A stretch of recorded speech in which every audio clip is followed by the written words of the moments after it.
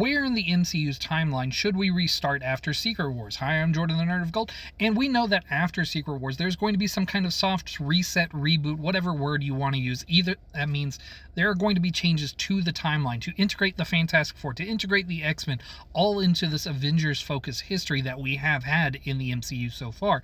So my question is, how much of like the Avengers history do we have to rehash basically? Are we just going to vaguely refer to events and move forward just as if this was the next movie?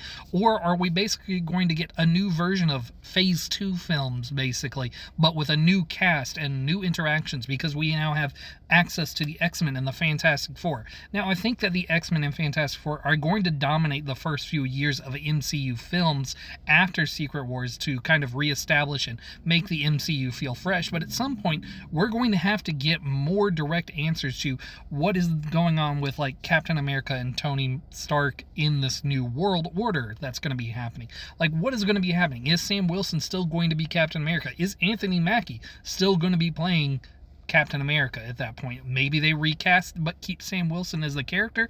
I don't know. These are questions to think about. I don't know that I personally want to see a whole like rehashing of the first phase, but like with a new twist, because again, we have access to the X-Men and the Fantastic Four, and they could influence how we retell these stories.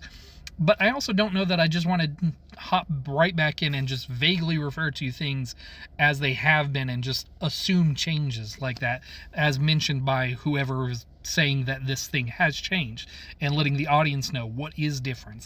I don't know. There's a careful balance to strike here, but I do think at some point they're going to have an Avengers film that kind of like relitigates the past to let us know what is and isn't true and how things are different in this new timeline. But let me know, where in the timeline do you think we should start, and how much of the past should we be made aware of directly or just be teased out over time?